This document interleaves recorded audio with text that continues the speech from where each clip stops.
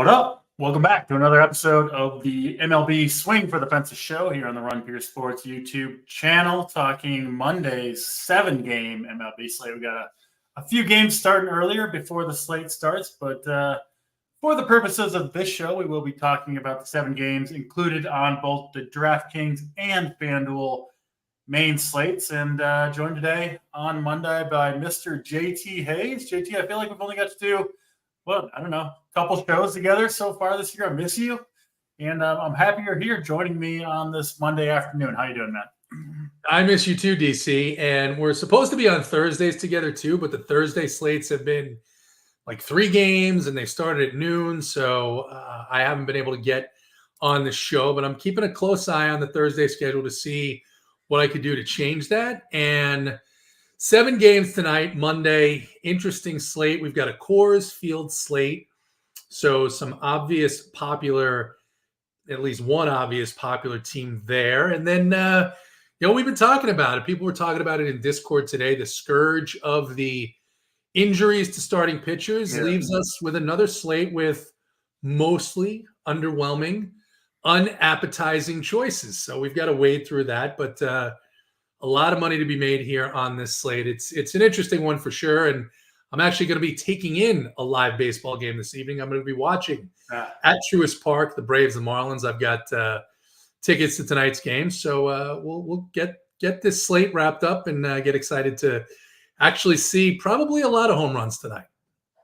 Yeah, I think there's a good chance of that. It is honestly a pretty brutal pitching slate. Even the top options, right? The high price guys, like, they got some pretty bad matchups in general. And then I think we have one, in my opinion, severely mispriced pitcher who I think is going to end up being pretty popular. I don't know if we need to bury the lead. Albert Suarez, min price on both DraftKings and FanDuel, in my opinion, way, way underpriced.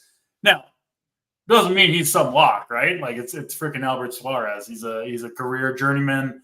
But at 4K on this slate, we'll get there eventually. What is that?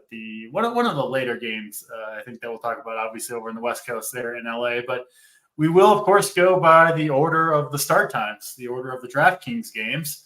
And so we will start with your, I would like to say mine, but you know what? You live in Atlanta or in the Georgia-Atlanta area. You have season tickets. It's fair to say the Braves are more your team than mine, as much as it, a little bit of bitterness on my part, but I do play a lot of Braves, as people who read my content, watch these shows, follow my Coors would know. And you know what? It's going to be the case tonight, as it often is. Braves do get, in my opinion, a fairly talented pitcher in Ryan Weathers. I've been kind of high on him from the beginning of the year. He does seem to be kind of getting stronger as the season progresses here. He's, was a little rough in that first outing, but overall, he's been pretty good. An ERA below 3. It's just tough facing this Braves lineup. Obviously, they are missing Ozzie Albies, Sean Murphy, but we've seen Travis d'Arnaud fill those shoes, no problem. What's the weather like in Atlanta? It's kind of like 60 degrees, so not great hitting weather, but good enough, right? Good enough where it's comfortable for the hitters to swing the bats. And I do expect the Braves to do some damage here. Weathers will go opposite Bryce Elder. People that played MLB DFS last year remember Elder kind of had a crazy run at the beginning of the year, which, frankly, I never bought into. It was a little bit frustrating for the first. Was he an All-Star last year? I think he made the All-Star game. He was. And it was absurd, because if you looked at the underlying metrics, it's like this guy is like clearly not really any good and pitching over his head, but man, I mean, he pitched over his head for like 3 damn months to get his way to the All-Star game. Then it all fell apart, right? Was he even on the playoff rosters? I don't think so. I think he might have been left off because he just fell apart down the stretch. He's called up here, I think, mostly out of necessity. It looks like he has pitched okay in AAA where he started the season, but I'm not a believer in Bryce Elder. I never have been. And obviously, going from All-Star game selection to starting the next season in AAA is a bit of a fall from grace for Elder. So I assume you're sitting in your normal seats over in the near the Chop House in right field. So feel like there might be some baseballs flying your way at Truist Park, JT. I am on the offenses, both of them, frankly, in this game. Where do you stand, Miami and Atlanta? Yeah, so I'll start with Bryce Elder. There's nobody in Atlanta or in the Braves organization that is happy about the fact that Bryce Elder is having to make a start here in the month of April. And as you mentioned, completely out of necessity. This is the exact same picture we saw last night in Darius Vines. We saw how that worked out, which with a lot of balls flying out of the yard. You're going to get 90 to 92 and a changeup in the mid 80s. And I'm expecting that Jazz Chisholm and Jesse Sanchez are going to be saying hello to me in my seats this evening. The Marlins are one of the most under-owned teams for the spot here at just 4% total stack ownership. They're one of my favorite teams on the night because the bullpen for the Braves has been getting worked, and they went through a lot of arms last night. What you're going to see here, I expect, is you're going to see Elder, and then as soon as he's done throwing batting practice, Jesse Chavez is going to come in. Now, Jesse Chavez, a big fan favorite here in Atlanta. He's been very good, but we're not talking about any bullpen arm here that's going to come in right away, throwing in the mid-90s with superior breaking stuff. So I like the Marlins here as an under-owned stack. I'm not concerned about the Braves long-term, but they just haven't gotten in sync yet. The best guys right now, you mentioned Travis d'Arnaud. They have scored the most runs in the major leagues. Absolutely. It's more so. It's more so when you watch this team on a daily basis, you could tell who's carrying the team, right? The team is being carried right now by d'Arnaud, Harris, and Ronald Acuna Jr., and of course, the Big Bear, Marcelo. Big Bear Acuna, man, that guy's on fire. They started this thing, by the way. Whenever he fouls a ball off, they have this bear growl that goes through the PA system. It is, if you guys, I see that my guy Tony Snow is here. If you've been out to the yard, it's the funniest thing. The first time I heard it, Friday night was the first game I've been to, and I hear this bear growl after he fouls the ball off, and I'm like, it's just absolutely awesome. But who's not hitting the ball? Matt Olson, terrible weekend. Austin Riley, terrible weekend. Look, they don't need these guys to get lit on Ryan Weathers, but I think for me, my number one, not my number one, but I'm looking to the Marlins. I'll be playing the Braves hitters as well. No interest in the pitchers here.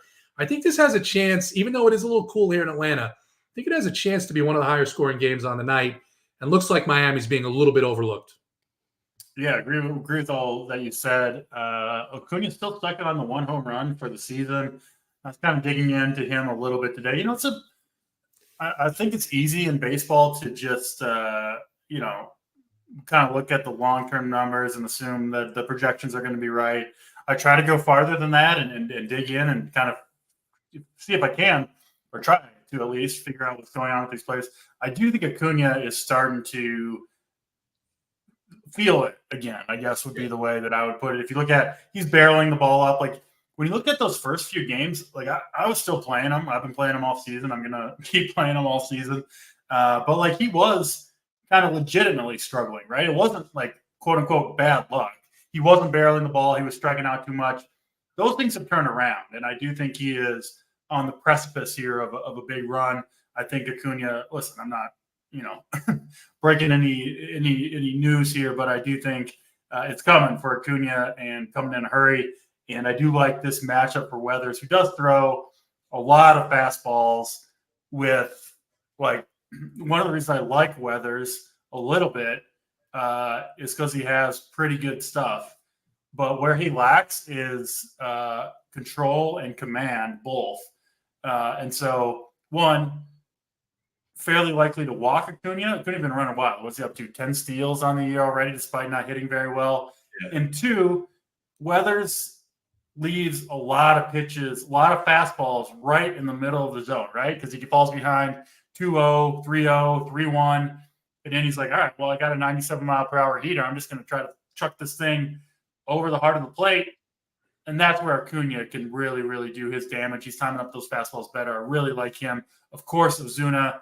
I think most of the Braves lineup is in play. I do think Duvall and Fletcher down in that 7 and 9 hole are significant pinch hit risks for Kelenic and Guillorme in this one. But everybody else, I like the Braves. I know Riley and Olson haven't been swinging that good of bats, but I'm not really worried about those guys. Honestly, they're healthy and everything like that. So I'm willing to play all the Braves. Acuna leads the way for me. And then it sounds like you're on the same page, JT. That heart of the Braves or the Marlins lineup, the 3-4-5, Chisholm, Bell, Sanchez against Elder looks particularly enticing. But don't forget, Brian De La Cruz. What's he up to? 4 or 5 home runs on the year. Yeah. He's swinging a good bat. I think, righties, lefties, anybody can hit Bryce Elder. He just doesn't have overwhelming stuff. So I'm in on both these offenses. I know you are too, and I do think we're going to see some fireworks in Atlanta to kick off this slate. Any interest in either pitcher, GPP? I know you play a lot of. Are you playing the mini max 150 there tonight? Yeah, I've got the mini max, the knuckleball, and then the main. And I don't have interest in Elder and Weathers. You know how I play, right? Weathers had the absolute outlier game last time, striking out 10 San Francisco Giants at home. So hard pass for me on Weathers. As far as the lefties, it looks like you're going to have to get to Andrew Nardi before you find a lefty in this Marlins bullpen. So I'm not as concerned as I would be about. I'm not interested in a whole lot of David Fletcher, let's be honest.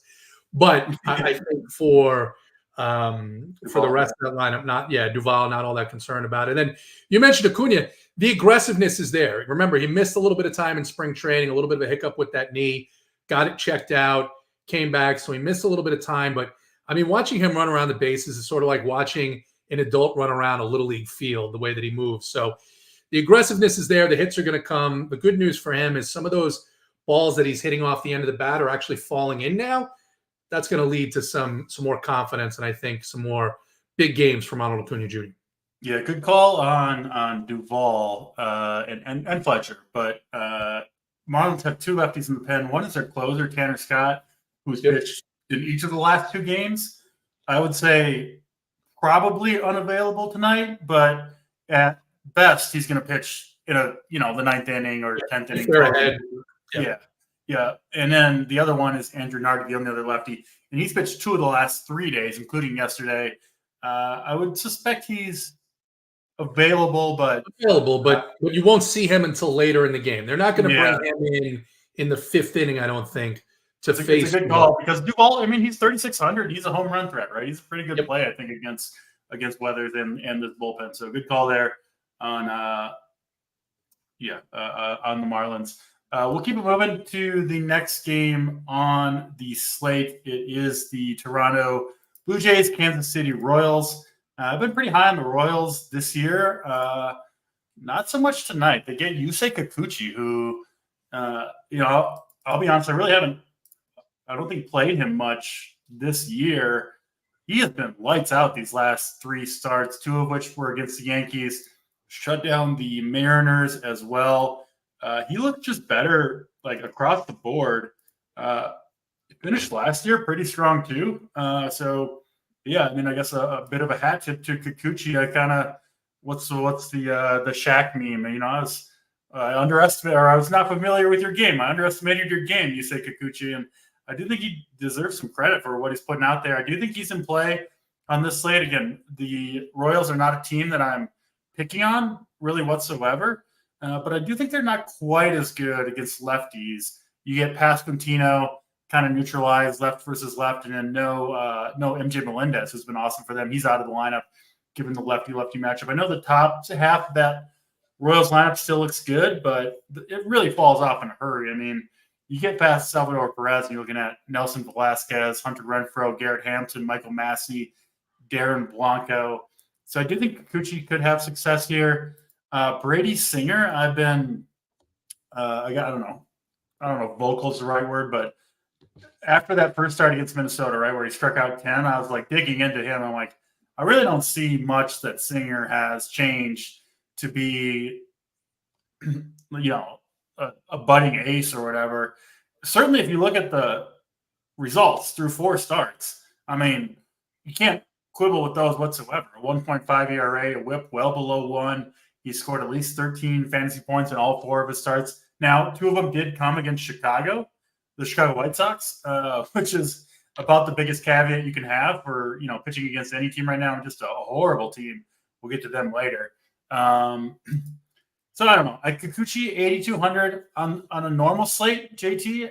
I wouldn't probably be going here, but on this slate, I do think you have to have some interest. Certainly, if you're playing a bunch of lineups, I would have Kikuchi in my pool. Stinger on Faden here. Even against the White Sox, managed just 5 and 4 strikeouts. I know the Blue Jays haven't been great. They're still worlds better than some of the offenses he's faced so far. And we shouldn't overlook what are extremely good hitting conditions in Kansas City. I know it's not a great park for home runs in general, but it is a pretty decent park for just about everything else. 70 degrees and 20-mile-per-hour winds blowing out to left center field in Kansas City. I think we might see some runs here too, and maybe the first bad starts of the year for Kikuchi and Singer are on tap. Give me Kikuchi over Singer if I got to choose between the two. I'm not playing Singer tonight myself. And I do think these offenses are a little bit sneaky.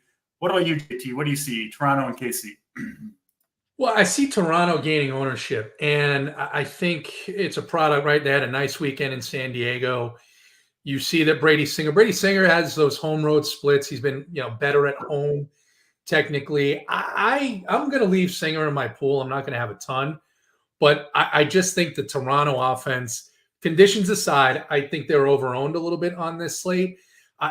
They're sort of like sun running here. I mean, they're winning on the backs of all the good hitters playing right versus Singer too, which isn't ideal.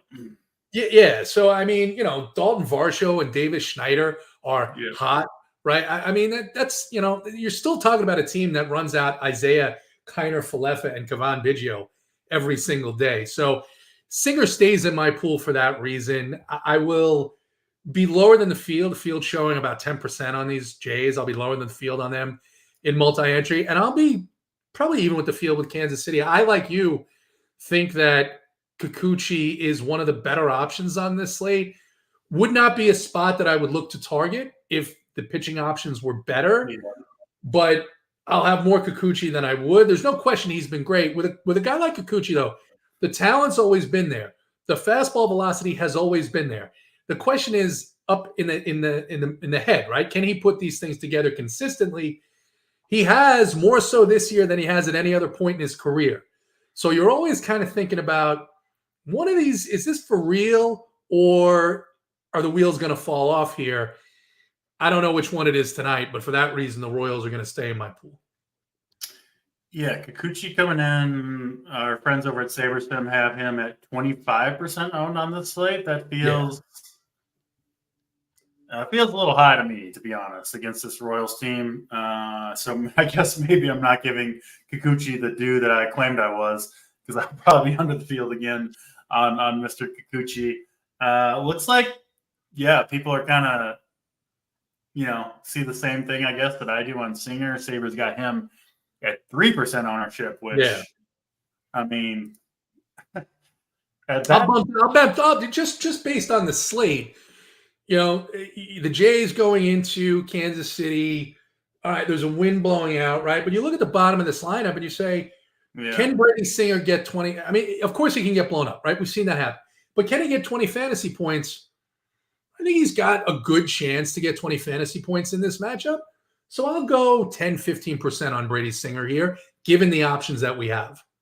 Which should be well over the field. And I kind of go back and forth on whether, people, you guys listening, maybe some of you guys can weigh in on this if you want.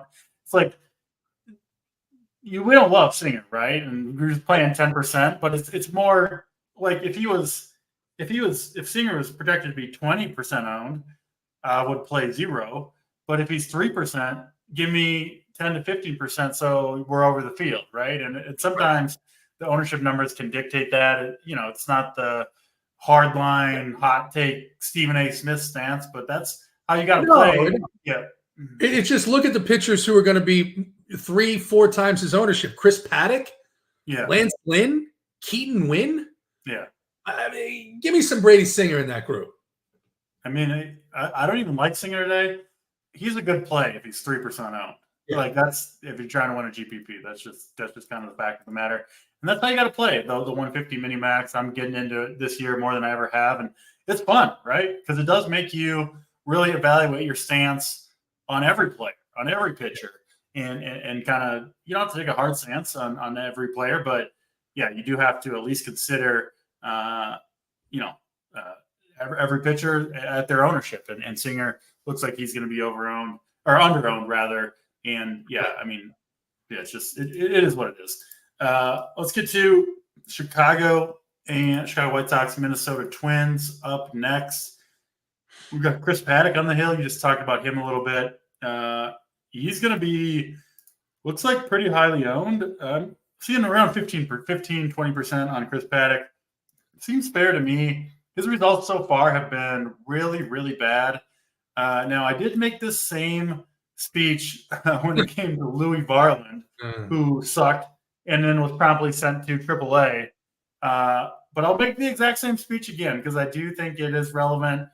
Paddock has had 3 of the toughest matchups on paper that you can have for a right-handed pitcher. Milwaukee, Dodgers, Baltimore, 2 of those on the road. Those are the 3 of the best 4 teams so far in terms of WRC plus against righties. That's not me opining. It's just what the numbers say.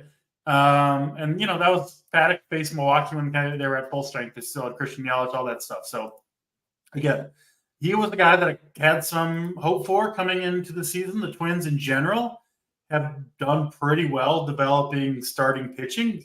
Sonny Gray, what did he get? Second in Cy Young last year. Pablo Lopez, they turned him into a new pitcher. I mean, it's a good pitching environment for sure. Not so far for Paddock, at least. I mean, an ERA over 8. He's been crushed, especially in that last start against Baltimore. Wasn't actually that bad in his first 2 against the Dodgers and Milwaukee. The start against Baltimore is kind of skewing that. And, you're not going to give him a full pass, JT, I don't think, but somewhat of a pass, right? Like that Baltimore team can really get to any right-handed pitcher in particular. This White Sox lineup, man, I mean, it is absolutely brutal. Paddock, 7,400 on DraftKings. He is, what is his price on FanDuel? 6,300. So even a better price over on the duel. And yeah, I still do have some hope for Paddock to have a decent season with the Twins. Maybe ill-founded hope. I think this start will go a long way to resolving that question. But I like him here a little bit. I mean, again, this is all relative to the slate, right? Every pitcher we talk about, none of these guys, at least for me, I feel all that great about. But I do think Paddock here is certainly an option on both sides. Jonathan Cannon will take the hill for the Chicago White Sox. He's 6K flat on both DraftKings and FanDuel. He looked better than I thought he would in his, I think that was his major league debut against Kansas City. 5 innings, 79 pitches, 3 strikeouts, just 1 earned run against a pretty tough Royals squad. We know this Twins team hasn't been hitting at all to start the year.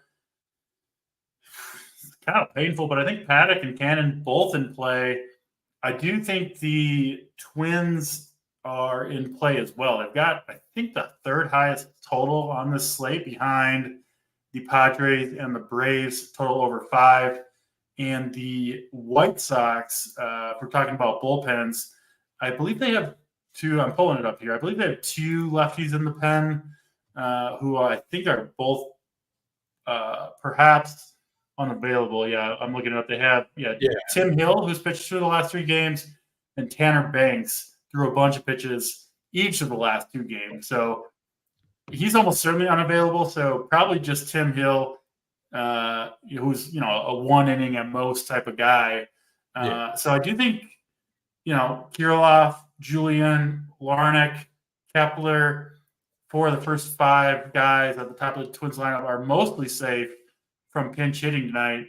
So yeah, I playing both sides. I hate to do it, but sometimes you got to do it. I do think Cannon and this Twins lineup are both reasonable plays. Where do you stand, JT, Twins and White Sox? I don't think I'm going to have any Jonathan Cannon. It was a nice start for him. But I think, I don't know. I can't get excited about it. I can't get excited about Chris Paddock. The problem, it's more so with Paddock is I think he's going to be one of the guys that the Twins managed to where, like they did with Sonny Gray, like they do with a lot of pitchers, where you get to 5 innings, right? And then it's like, okay, great, you got through 5. Now 5 and dive. Yeah. Now let's get these guys in the bullpen, right? So Paddock probably makes my pool just for the matchup. But if you're multi-entering, look, the Twins are showing about 8 to 10% ownership here. I can't argue with it. If anything, I could say maybe they should be higher, similar to what the Phillies were yesterday. When the Phillies came in at like 5% against Nick Nastrini and this bullpen. Tanner Banks clearly, I'm pretty sure is going to be unavailable today. So you're only going to have Hill. It doesn't mean that, of course, you're not going to see the usual management from Rocco Baldelli here. But the way I'm going to handle that is I'm going to play some twin stacks in my multi-entry, and I'm going to play some sock stacks in my multi-entry. And I'm going to be a little bit higher on the Twins than the field just because of their pricing. Because if Singer and one of these, I mean, there's not a lot of high-priced pitchers in here, but they allow you to get a nice 2-stack of the higher-priced teams. The Braves, you want to get a 2-stack of the Orioles or the Padres. You could do that with a 5-man of either one of these teams. So it's not a spot that I'm saying I have conviction that anything in particular is going to happen, but I think it's a good enough spot for the Twins to not play games and go, oh, I'm not going to put them in my set. No, they're going to be in the set. White Sox, I mean, I guess it's good. Danny Mendick finally got the call. He's been hitting home runs all over AAA. I saw that this weekend. So who knows? Who knows? Maybe he sparks some life into these hideous White Sox. Danny Mendick's been hitting bombs in AAA? That's what I saw, DC. That's what I saw. Well, might have to start discounting AAA stats a little bit more than I have. Clearing out the International League. So one thing I'll say about the Twins, and really both offenses in this game, these AL Central teams play a brutal schedule for the most part at the beginning of the year offensively.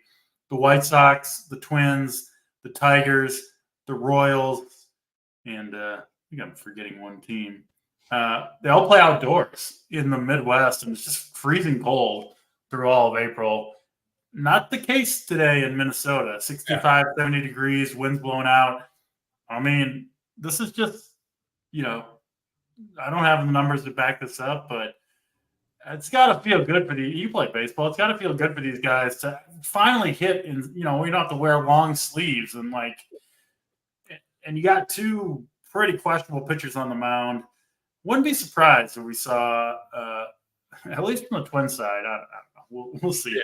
Trevor Larnach, there's a home run call for you. We'll do home run calls at the end of the show. I think he's taken. That's your guy. That's your boy, though, Trevor Larnach. You love that dude.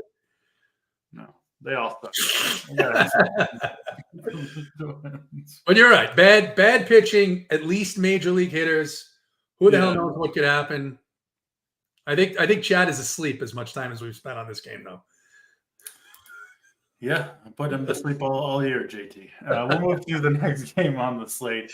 It is the Arizona Diamondbacks, St. Louis Cardinals. We'll allow a misstep there, given the other team is called the Cardinals. 8.5 total in this one, pretty much a pick 'em via the line. We've got 2, I think, kind of hittable right-handers on the hill. The youngster Brandon Pfaadt against the veteran Lance Lynn, who looks like he's about to get in his bunker, doomsday prepping or something, the way he's looking out there on the hill.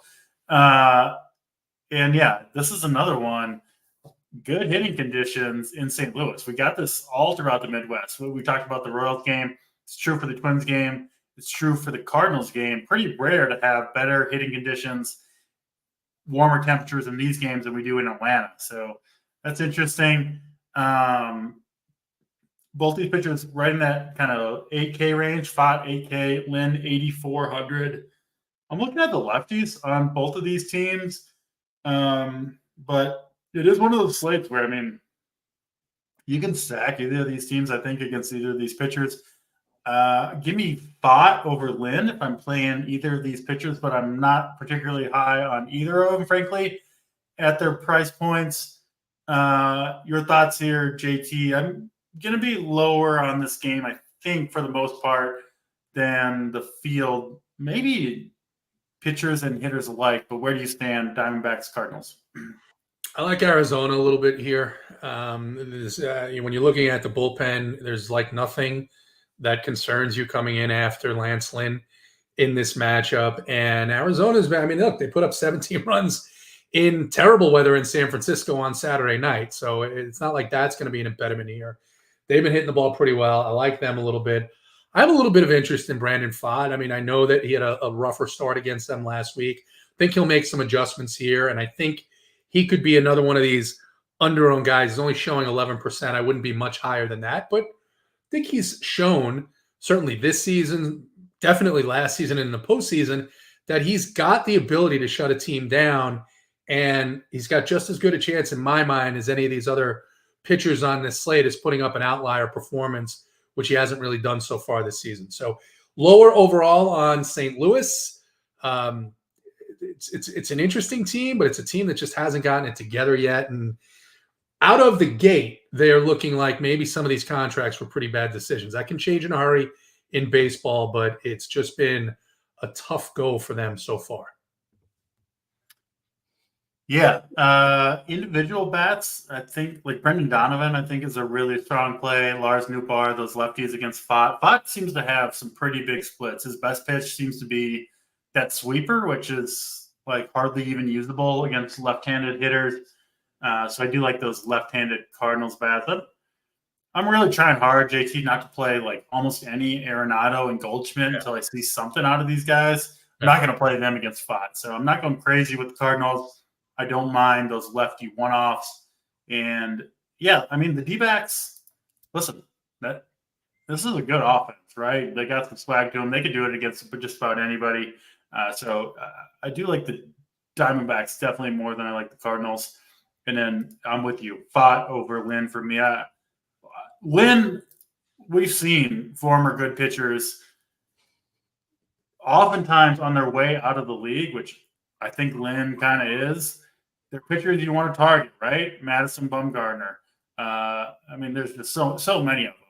Lance Lynn is on, in my opinion, that list right now where it's not going to work out every night. It's not going to work out for every hitter, but you want to be higher on hitters against Lance Lynn than the field is in general because he is absolutely on the downside, the big downside of his career, right? He's like all the way kind of at the end of the bell curve. So when I know something for sure like that with an aging pitcher where it's like, again, it's baseball, anything can happen in one night, but you can be pretty sure that 37, 38-year-old pitcher with declining velocity, like it's not getting any better for Lance Lynn in general. Of course, one start is not a tell-all, but I think just in general, those are pitchers to target. It seems like you have maybe a few thoughts there, JT.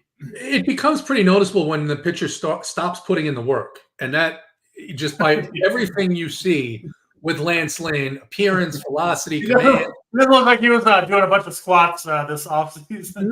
No. And so when you see that, it's like, how motivated is he? It's like, I'm getting paid. I'm going to go out there. I'll throw until Ali Marmol comes. I think it's a 1-year, $11 million contract from one of the stupidest teams in the league. Right. I mean, could very well be his last year, right? He doesn't give a fuck. So that's why I say I like Arizona here. Yeah, there you go. All right, 3 more games to talk about. Hit the like button if you haven't done so yet. It does help us out. And, of course, it's an awesome time of year for sports. It's actually, I don't know if most people would agree with this, JT, but it is my favorite time of year, just this block of baseball every day and a lot of NBA games. We got 3 NBA games tonight, I think 4 tomorrow. My Timberwolves beat the Suns, suck a big T. And it's just a really, really fun time of year. We do have, of course, everything you need over at RPS, Run for Your Sports, for both baseball, NBA, and every other DFS sport that is out there. Promo code DC15 for 15% off your first weekly or monthly payment. All right, that brings us to my neck of the woods out here in Coors Field, nice and warm in Denver. You can tell I got a little sunburn going on today. Look a little red on the screen. We should see the ball flying in Coors Field tonight. Austin Gomber pitching for the Rockies. Oh, man, this Rockies team is just I just don't have anything. He'll go opposite Dylan Cease, who at least over at SaberSim is projected to be the chalk pitcher on the night, which I can't really remember a Coors Field pitcher being the highest owned pitcher on the night. He's not even, I mean, he is cheaper than he was, but he's still 8,700. He's still the second highest pitcher priced on DraftKings. I'll just come out and say it. I'm not playing Dylan Cease at 8,700 and like 45% owned. No thanks. I know he's good. He's only pitched once in Coors Field in his career, got hit pretty hard. He is, I mean, tell me if you disagree, JT, but I would put Dylan Cease in about as close to the bucket as like a pure stuff pitcher as you can get, right? He's got awesome stuff. A big fastball, big breaking balls. His problem is, right, he oftentimes doesn't command them. He's one of the leaders in walks every single year. And I think he generally underperforms his talent level just in terms of, you know, mixing his pitches correctly and locating them all. And the pitching aspect of being a pitcher at the big league level. And so I say all that to say, Coors Field reduces stuff. That's the biggest thing it does. Is it makes the ball spin less in the thin air. Breaking pitches move less. His big fastball, which he relies on at the top of the zone, right? He's got kind of a high spin fastball. It doesn't spin as much and it stays flatter. And I think it's going to stay over the middle of the plate. And honestly, I kind of think Cease gets hit hard here. I don't even really believe that he's going to be as high owned as Saber projects at that 45% ownership, but people love playing Dylan Cease, so maybe he will be. I'm not playing him. I'm playing the other side, the Rockies, and then no interest in Austin Gomber. Of course, nobody should have interest in him tonight. And given some of the cheap pitching options that we haven't gotten to a few of them yet, but the Padres, I mean, warm weather in Coors against Austin Gomber. I don't always play Coors Field by any means, but sign me up for this one. I'm in on the Padres tonight. What about you, JT? Yeah, they're going to get Austin Gomber, and then by all accounts, it looks like the number one guy in out of the bullpen is going to be Ty Blach. So, I mean, what more could you want from the Padres and Coors for their first visit of the season? Going back to Dylan Cease, though, that's the bigger question, right? I mean, load up on the Padres by all means. It is mind-boggling here. As bad as the Rockies have been, but this was the same situation we faced Saturday night where Luis Castillo came in close to 50% owned and threw an absolute gem. Shoved on him. Yeah, against the Colorado Rockies. And I went the other way Saturday. Yep. I said I'm lower on Castillo and I'm higher on the Rockies. And my thought process here was, I don't care who the pitcher. I said this in Discord, and K. Fallick was like, y'all enjoy your shitty Rockies. Again, and that wasn't really the point. I understand how bad the Rockies are, and it didn't work out. I think the right play in the long run is under on that chalk pitcher in Coors, no matter who it is, and over on the team in Coors in 70-degree weather. With wind there's no question that's the right move in the long run. So I'm not going to let the experience from Saturday, which was, I mean, I would have loved to have, 49% of the guy that scored the highest pitching score on the slate. Yes. Do I think that repeats itself? I don't really see that happening. I mean, Cease this season has been more consistent to start the year, but just like we talked about with Yusei Kikuchi, at some point he's going to have a bad start. He's not going to have a great feel. Things are going to go wrong early in a game for Dylan Cease, and that's when he has not had the ability to keep it together. I'm going to bank on that tonight. He's not fully out of my pool because just like the other night with Castillo, I'm like, I can't predict 100% what's going to happen, but the Rockies should score runs in this environment. The Padres should score runs in this environment. I'm lower on Cease. I'm higher on the Rockies, and I'm going to be playing the Padres just because you can't get much better of a spot in Major League Baseball than Austin Gomber to Ty Blach in Coors Field. It's about as good as it gets. And again, I don't actually think these numbers are going to prove true when, we put the cards in this game locks on DraftKings. I think recency bias of Castillo's performance is going to be pretty high. There could be that. And again, don't shoot the messenger, but this is what SaberSim, who does do really good projections, their ownership's getting better. This is what they're saying. They're saying Dylan Cease is going to be 45% ownership, and the Rockies, they have all of their hitters below 5%.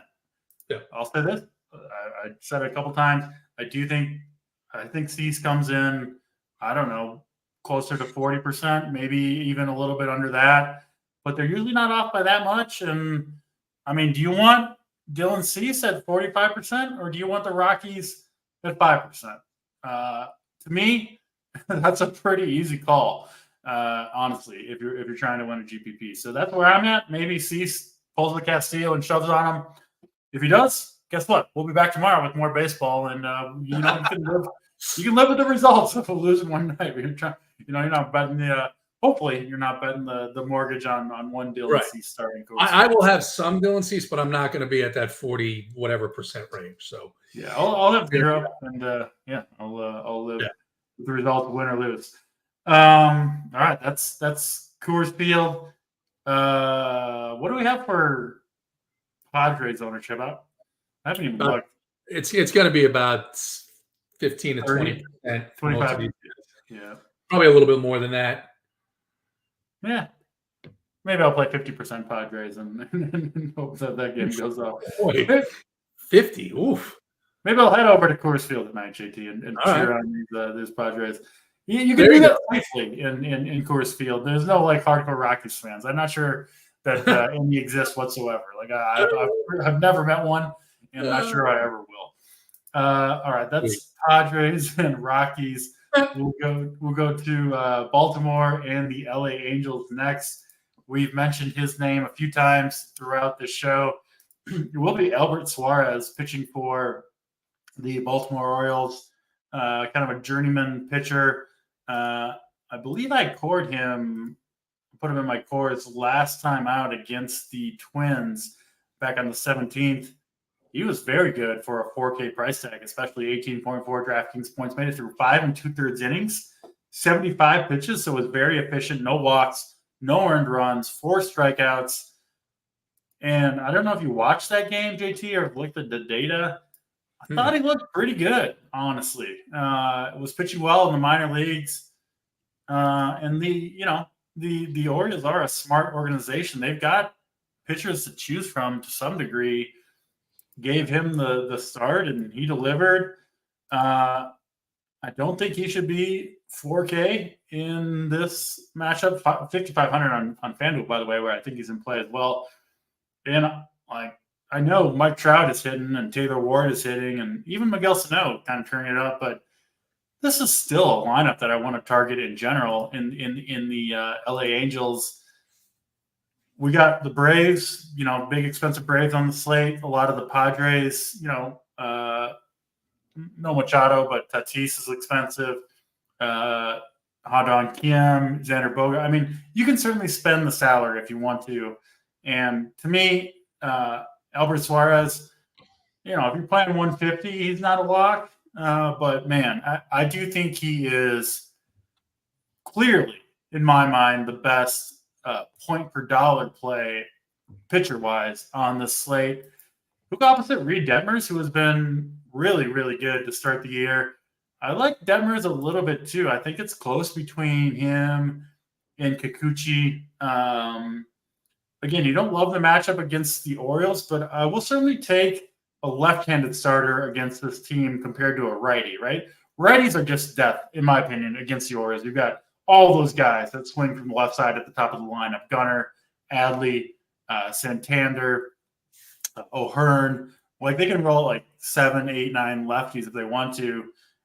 You get a lefty on the hill, and they put in guys like James McCann, Ramon Urias, Jorge Mateo, right? Austin Hayes, who hasn't hit. And so I do think this matchup gets better for lefties and righties. So I do have some interest in Detmers, but Suarez is my guy tonight. I'll be living or dying on his start, I guess. And at 4K, I mean, he doesn't have to do that much, honestly, to potentially get on the winner. So that is what it is. Obviously, no guarantee. There is nothing like that in baseball. But, I mean, I would say he's not only the best point per dollar pitcher on the slate, I think at 4K against this Angels team, he's one of the better point per dollar pitcher plays we've had of the entire season.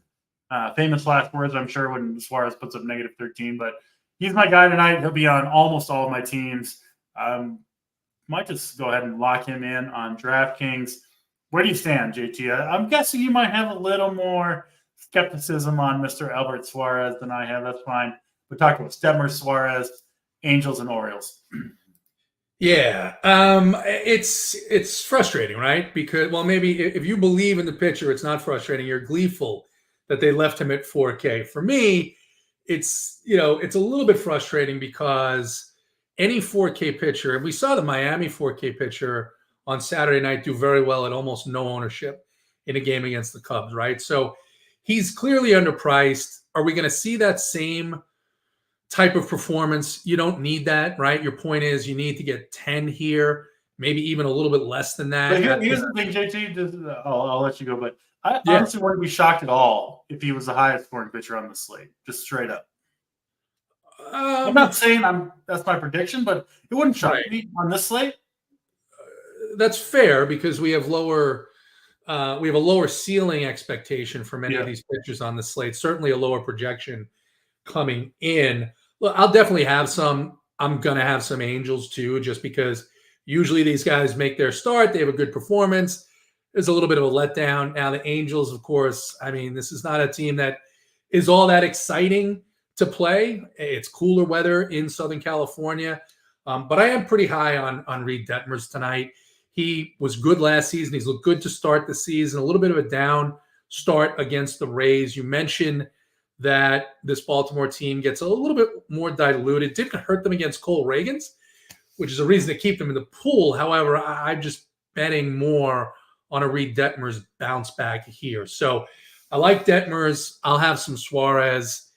And probably about the field, I can't say with conviction that I'm loving either one of these offenses on this slate tonight. And then we've got people in chat.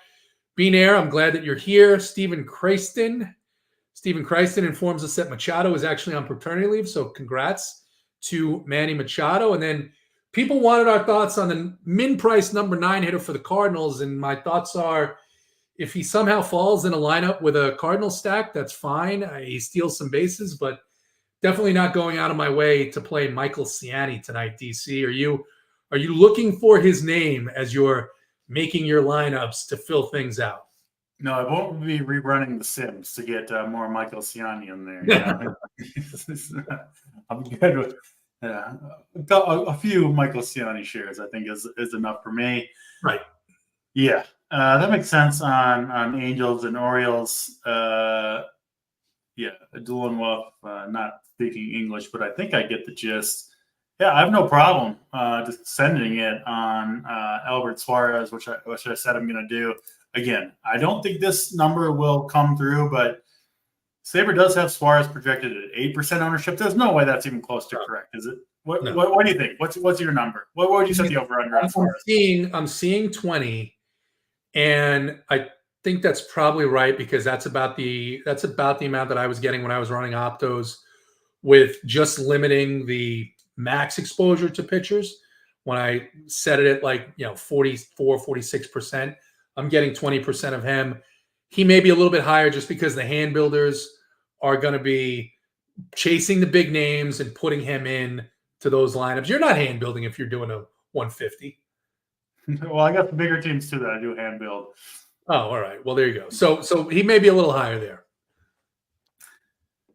I think he's one of the best plays of the season at pitcher at 20%, given his price and the state of this slate. So I might be firing a little harder than usual if we're going to get Albert Suarez at 20%. I think he should be I don't know, 60% owned based on his price in this slate. But I got to stop talking about it because the more every single word I speak, singing this man's praises, the more likely he is to just get absolutely nuked. That's just a fact. I'm not a superstitious guy, but there's no question about that. Been doing these shows enough years. I'm certainly not gonna talk badly about him because I talked badly about Kike Hernandez the other day, and look, he hits a home run. Now he was removed from the game the next at bat, but he still did. 14 points still count, JT. Yeah, they still count. I didn't have them, but that's okay. Unfortunately, that'd be nice if you called the pinch hit and they got a race, and then you're like, no, they don't count anymore. But no. It is big platoon. Big platoon. Our guy Big T would never win if he got his points erased from a pinch hit later in the game. That would be rough. No. All right. New York Mets and San Francisco Giants coming up next. Jace Peterson did not hit a home run, but go on. Yeah, before I get in too much trouble. This one, another coin flip game per the odds. Keaton Winn, Jose Quintana, 8.5 total in San Francisco. Keaton Winn has been pretty solid, honestly, through 4 starts this year. Hard to complain with what he's done. 7K. I think he's another guy that's just a pretty solid play, and I don't hate Quintana here either. Don't love this park for hitting, obviously, in San Francisco. So this game, it will be my highest owned player in this game, I think. But I'm not super high on this game in general. What about you, JT? What do you see Giants and Mets? Not super high on the game. Quintana is a real pain to opposing teams, and looks like the Mets are going to keep him right around 5 innings, maybe 6 if he's super efficient, which he hasn't been. And so there's nothing to get excited about. There is some concern with Keaton Winn in that this Mets team, notwithstanding Tyler Glasnow's performance against them yesterday, Mets team has been hitting, man. I mean, and Pete Alonso has done nothing so far. So they don't strike out a lot. I don't expect Keaton Winn to go deep in the game. I'm not at the point where I'm taking Winn out of my player pool, but I'm going to be under the field on him. I know we have a good projection here at Run Pure Sports, courtesy of Captain. He does great projections. It's hard for me to see him beating some of these other pitchers with the way that the Mets have been swinging the bats and not striking out. So with there not being a lot of swing and miss in this lineup right now, I'm not, the Giants are going to continue to manage these pitchers and, manage these hitters for what it's worth. Not my favorite play on the board. Quintana, nothing excited about, but then again, if Quintana gives you 13 and gets a win, that might be enough to take down a tournament. Could be. That's 7 games. Let's get to some of the fun stuff. We will do favorite overall stack and then favorite contrarian stack. I will start, JT, give you a minute to think about it. I'm going to go with both of my choices from the same game. Favorite overall stack is the Padres for me. In my opinion, this is a slate to eat the chalk at with the popular stack, which honestly is probably overall not a super winning strategy in baseball, eating the most popular offense, but I think this slate is one that I'm willing to do it. So sign me up for the Padres. And I think the best contrarian stack, if Dylan Cease comes in anywhere close to what I'm seeing his projected ownership being, give me this Rockies team. Nice night at Coors Field. Cease, I'm not convinced of someone who would be able to navigate Coors Field well. I know the Rockies suck, but I'll still take my chances on them at home here against Dylan Cease. What about you, JT? Favorite stack, favorite GPP stack? Yeah, it's hard to argue for all the reasons we talked about with the Padres tonight. So I'm going to have them as one of my top 3 highest owned stacks on the slate. I'm going to go elsewhere. Not that I don't like the Rockies, as we talked about, but I'm going to go with the Miami Marlins as my favorite contrarian stack. Not really a believer in Bryce Elder. Think it's probably going to be a night where you see a lot of the Atlanta Braves bullpen and hopefully a lot of scoring. When you catch the Jazz Chisholm home run ball, are you throwing it back or is that going in your pocket? No, that goes in the collection. I mean, how ridiculous is that to pay money to go to a baseball game, pull off the feat of catching a ball that's being hit at you at 110 miles an hour and then throw it away? No, that is something that gets hung right behind me here. 100% agree with you, and I'll go a step further and say, fuck them kids. I'm not giving my baseball to a little kid next to me. No, I'm keeping my baseball. I'm at the baseball game. I paid my ticket. No, they don't need the baseball. Especially if I get a little bruise on my hand from catching that thing. No, I've earned that. Let's get to our favorite pitchers on the day. Most important pitcher, roughly defined as the one you'll be most over on the field against. And I'll go first on this one too. Jimmy B, I'm gonna raise the stakes on you. You're saying 60%, way too much Albert Suarez to play. I'll say right now, I'm playing 100% Albert Suarez on DraftKings. Lock it in, Albert Suarez. I'll be back here tomorrow, win or lose. 60% child's play. Give me 100% Albert Suarez. Over to you, JT, your favorite pitcher on the slate. Oh, baby. Man, I am I'm gonna go with Reed Detmers. I'm gonna have more than the field on Reed Detmers. I think that it's a little bit of a bounce back spot here compared to the field. And that's my guy. Not even 60% for Reed Detmers for me. Definitely not locking anybody in, but Howard. Absolutely complete respect to DC for the stand on Albert Suarez. The chat can go to me into making some stupid plays, which probably isn't a good sign, but it is what it is.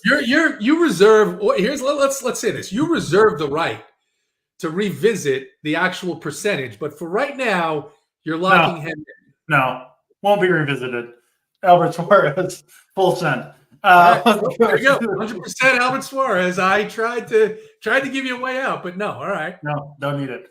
Let's go to a home run call. Maybe, on a stack or a team that most people aren't looking at. I will go mostly just kind of the stack. You got a home run call for us, JT, as I kind of look through these players? I mean, I did talk about Danny Mendick having the power in the minor leagues. I mean, do you think that Danny Mendick can keep? Go right ahead with Mr. Mendick. I kid. It'd be amazing if he hits one now. I'm going to go with Josh Bell. Josh Bell is hitting a home run. Maybe it's the Josh Bell home run that I'll catch bean air and not the jizz ball. You pervert. Billionaire playing 100% Suarez to get over the field in DC. That's why you gotta have the girlfriend wife account to get in on a little bit more than 100% of the action, like that Billionaire. You went Josh Bell. Yeah. I gotta go with my main man, Trevor Larnach. Yeah, getting dong for us off of Mr. Cannon. And out to right field from Larnach. Yeah, Alex, you call it out. As you said, you're easily influenced by these guys. Exactly. I already said so. So there you go on the home run call. Let's go overall favorite hitter on this slate, JT. Who you got for us? Oh, overall favorite hitter on the slate. I mean, look, he's been hot. He gets a great matchup. He's 2,900 in the 5-hole against a pitcher that we don't have a lot of respect for. Jesus Sanchez, I think, is probably my favorite point per dollar guy here on this slate. He was almost my home run call. I didn't want to pick the same hitter right next to you, but yeah, love me some Jesus Sanchez.